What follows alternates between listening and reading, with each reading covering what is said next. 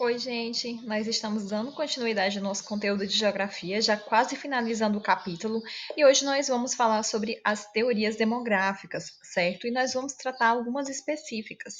Então, vamos lá para o nosso estudo de hoje. Com certeza vocês já ouviram falar em algumas dessas teorias, certo? Mas nós temos três principais teorias demográficas. São ideias, reflexões sobre comportamentos demográficos e que nós temos que conhecer porque é interessante. A primeira teoria e mais importante, e talvez a mais famosa, é a teoria malthusiana, certo? Nessa teoria, gente, vamos lembrar aqui, certo? Vamos saber o que é ela. Ela foi criada pelo que é considerado o grande pai da teoria da demografia, na verdade. Ele é chamado de Thomas Robert Malthus, certo? Thomas Thomas Robert Malthus, ele era um inglês, certo? E as ideias desse inglês eram o seguinte: ele era um economista inglês e ele também era um pastor anglicano.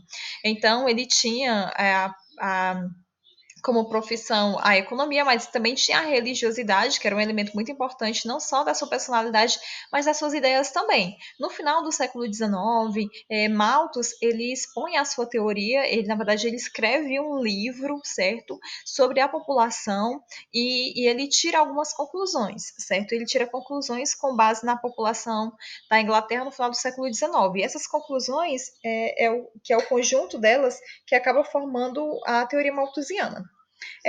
A essência da teoria malthusiana, por isso que ela é bastante estudada também, é basicamente o estudo comparativo.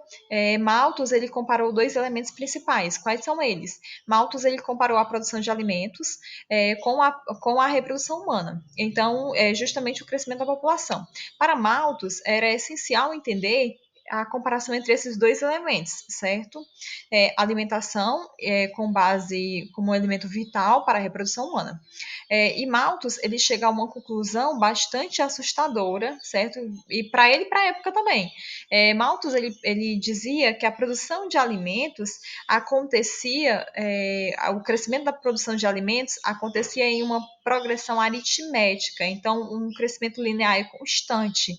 E ele comparou com o crescimento populacional. Ele concluiu que o crescimento populacional acontecia em uma proporção geométrica.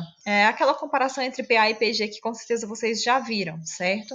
Então, nós percebemos aí que a produção de alimentos em PA é um crescimento constante, enquanto o crescimento da população em PG fácil, logo ultrapassaria a produção de alimentos, certo? Mais ou menos nesse sentido, certo? A produção de alimento, 2, 4, 6, produção da população se duplicava, certo? Seria 2, 4, 8, e assim sucessivamente, como vocês já sabem ou conhecem a PA e a PG, certo? Então, continuando, seria isso uma situação muito perigosa, porque nós teríamos uma situação de comida insuficiente para a população, certo? Hoje nós sabemos que a conclusão de Malthus estava completamente equivocada. E o principal equívoco dessa teoria foi imaginar que a produção de alimentos aconteceria sempre da mesma forma. Basicamente, Malthus ele não imaginou o que hoje nós sabemos que acontece, certo? A Revolução Verde, que aconteceu, na verdade, na década de 40, 50, onde nós temos aí um grande salto em termos quantitativos da produção de alimento, mecanização, insumos agrícolas, indústria e tecnologia ligada à produção agrícola. Então, essa ideia, essa conclusão de Malthus estava completamente equivocada, mas ela serviu como inspiração para outra teoria, certo?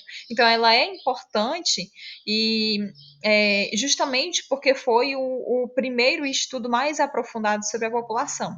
E a segunda teoria, essa é mais atualizada, certo? Que é a teoria neomalthusiana, que é a nova teoria de Malthus, certo? O prefixo neo quer dizer novo, uma nova teoria malthusiana, uma releitura da teoria de Malthus. E o que é que diz essa teoria neomalthusiana, certo? Ela é mais recente, basicamente as ideias que hoje conhecemos como a teoria neomalthusiana, ela vem a partir da Segunda Guerra Mundial, pós-Segunda Guerra Mundial, então é um momento aí pós metade da década de 40, década de 50. Enfim, esse momento na questão demográfica mundial foi muito importante, certo? Os países, principalmente os países que hoje são chamados de países desenvolvidos, eles começam a perceber a famosa explosão demográfica, certo? Então, nós tínhamos vários países experimentando esse momento que é conhecido como baby boom, certo? Que é uma explosão demográfica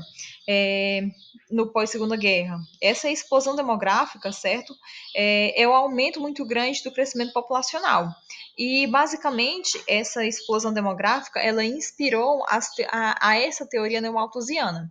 Essa teoria, ela tenta relacionar, gente, as causas da pobreza, da miséria no mundo, é, porque que muitas pessoas no mundo passavam fome, privações sociais, e relacionar isso com o crescimento da população.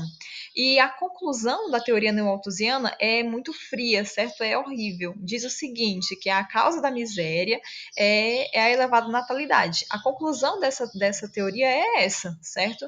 É como se essa teoria dissesse que a população de um país pobre, vocês são pobres porque vocês têm muito filho, certo? Porque essa teoria define essa ideia. A causa da miséria é a elevada natalidade.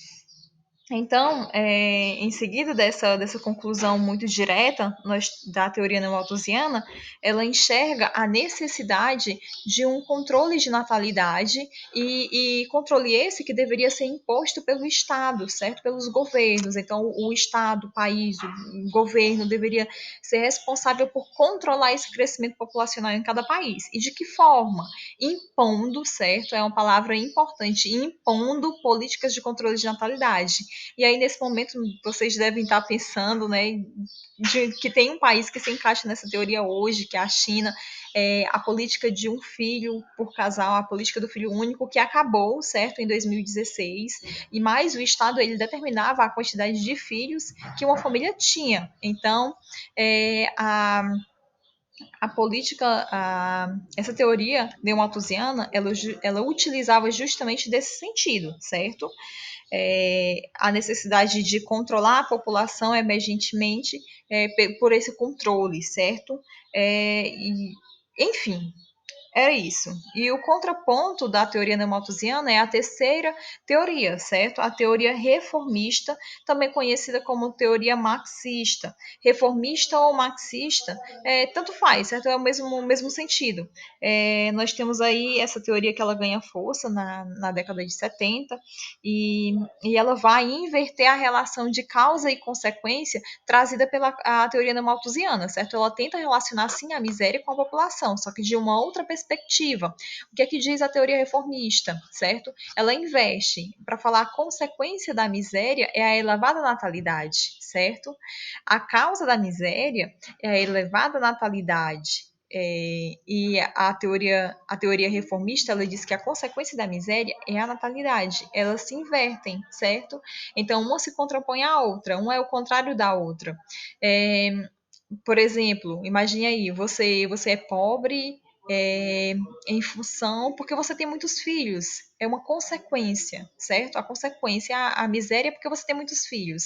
Só que acontece que é a causa, gente. Você não quer dizer que você é pobre porque você tem muitos filhos. Você tem muitos filhos pelo fato de ser pobre. Então, a elevada natalidade aqui é uma consequência que viria dessa situação de miséria. E essa inversão de causa-consequência é fundamental para a conclusão dessa teoria, certo? O que diz no final da teoria reformista é o seguinte: o que deve ser feito, portanto, para se controlar a população? O Estado, ele não deve impor quantos filhos um casal deve ter, mas sim ele deve investir em áreas sociais básicas, educação, saúde, principalmente. Então, o acesso à informação, nesse caso, a educação e o acesso básico ao serviço da saúde levaria a população do país a ter menos filhos de uma forma natural, certo? Voluntária, a aderir ao planejamento familiar. Mas o planejamento familiar, ele viria naturalmente como consequência do acesso à saúde e à educação.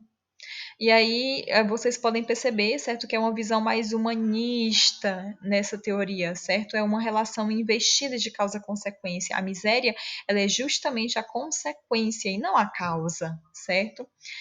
Como os neomalthusianos diziam. São duas teorias mais recentes que, na verdade, elas se contrapõem à relação de causa e consequência da miséria e da pobreza, certo? A teoria malthusiana, a que inicia todos os trabalhos, a neomalthusiana, que faz toda essa releitura da teoria malthusiana, e a mais recente, que é a teoria reformista ou marxista, certo? Que é uma teoria de uma visão mais humanitária, que tem uma outra análise sobre esse comportamento da população mundial em relação à demografia, certo?